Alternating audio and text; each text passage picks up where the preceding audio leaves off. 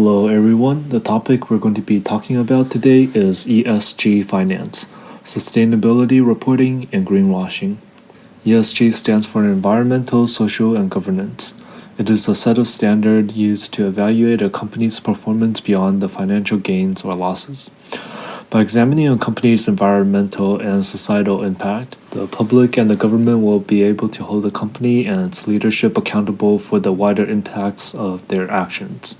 The primary claim that we will be presenting is the widespread idea that the current ESG reporting model is overhyped and inefficient. The current reports do little to create meaningful social and environmental outcomes, and they may even hinder and become harmful towards the ESG mission. The first secondary claim is that ESG reportings are flawed and unreliable. Some of the major causes of this are a lack of mandates and auditing, opaque supply chains making the source of pollutions hard to trace and measure, reports are too hard for customers to understand, and non-standardized metrics making comparison between companies very hard. The next secondary claim is that the current ESG practices can distract the company, the government, and the public from actually fixing the problem. The current practices allows companies to engage in greenwashing, appearing more socially and environmentally responsible than they really are. Companies engage in superficial practices that help them look better on reports, and this can lead the public and the government to become complacent, and thus little pressure is applied on companies to make changes that will actually benefit the environment and society. Now onto the stakeholders. ESG is a vast issue that affects everyone. After all, it's an acronym for environment and social governance, impacting everybody who lives on this planet. However, it can be divided into two main categories, the internal stakeholders and external stakeholders. Internal stakeholders of the business include the owners, investors, industry partners, and industry associations. The external stakeholders include everyone living on Earth and the natural environment. Most notable external stakeholders include regulators, legal experts, academia, international organizations, and the ESG rating agencies. You've probably seen eco labels at the grocery store that make products look eco-friendly. They look official, but are they really produced sustainably? Most of this info comes from ESG rating agencies. They rate companies on environmental, social, and governance factors, but every agency uses different factor criteria and methods. If you check the data, the points are colored differently depending on the agency, which shows that the same company can get very different scores. Companies take advantage of this, promoting eco-friendly phrases, but actual environmental performance often doesn't match the image. Different stakeholders use these scores in different ways. Investors assess risk, regulators and academics check for greenwashing, companies use them for marketing and reputation. The accuracy and precision are solid because ESG scores are analyzed using regression, split by bonds, industry, and business.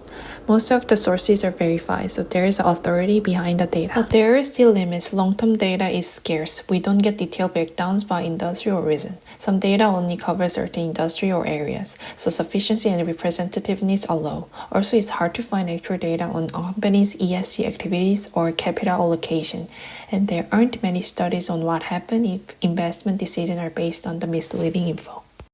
Let's look at the underlying values behind our claim and split them into two groups, benefiting stakeholders and others. For benefiting stakeholders, companies should achieve financial returns through responsible and sustainable practices. For this to happen, ESG ratings need to be consistent and transparent so that consumers can make informed decisions. Without this, companies may resort to greenwashing instead of genuinely operating sustainably. For the oversight group, ESG rating should be based on fair and reliable standards. ESG activities and information need to be monitored to protect the public interest and ensure transparency beyond simply evaluating data. Now look at the underlying assumption. For benefiting stakeholders, ESG ratings aren't just numbers. They directly affect investor decisions, corporate reputation, financial performance, and risk. Stakeholders believe that trust in ESG ratings can reduce investment risk, guide better decisions, and help companies gain trust and create long-term value. For the oversight group, they assume ESG ratings strongly influence stakeholder decisions and corporate reputation. provide valuable market information, and that without oversight, companies may not act responsibly. Here's a reality-based assumption. Surveys and market data show that ESG ratings really matter for customer choices. As for the value-based assumption, companies and stakeholders care about social and environment impact and believe that focusing on these values builds trust and drives long-term performance. Of persuasion across the stakeholders in the ESG debate, we start to understand how each of these groups speaks very differently to influence the broader social narrative that exists. To recap this at a very high level, corporations, they rely on this soft, optimistic language. They talk about commitment, they talk about progress, but rarely with specifics. Rating agencies, they step in with a little bit of a different tactic. They use numbers and technical jargon to project authority, yet most people don't even understand how the scores that they're portraying are actually built from a methodological practice. Investors, on the other hand, they frame ESG as a business strategy. They look at risk and long-term value, which makes sustainability sound financially inevitable. Governments and regulators, they lean more on legality and structure, so they can persuade through the idea the reporting itself is a safeguard. If you pivot over to organizations like the UN on a global scale, they blend more of this moral responsibility with data to give their arguments a global, credible tone.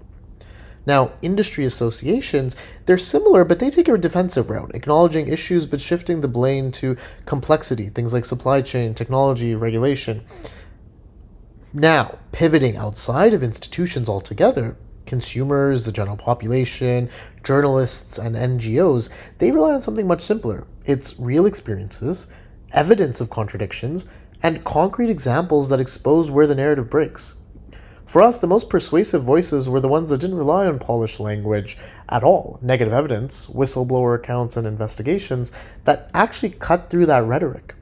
Rival causes reminded us to question easy explanations, and the stakeholders who were honest about uncertainty or who gave measurable, specific claims, they're the ones that felt the most credible. Those were the perspectives that actually helped us understand what was real and what was just good storytelling. In summary, ESG is often criticized for being ineffective and misleading, and this is due to a lack of transparency and standardization of measurements. Evidence showed that current models lead to confusion and lackluster results. ESG is important because it affects everyone's life, and in order to truly hold companies accountable on the changes and wider impact they bring onto society and the environment, we need to rethink and renovate the system.